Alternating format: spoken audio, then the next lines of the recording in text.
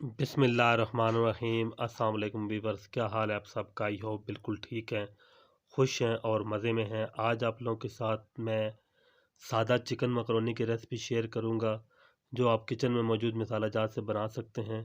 तो आइए मकरोनी बनाना स्टार्ट करते हैं।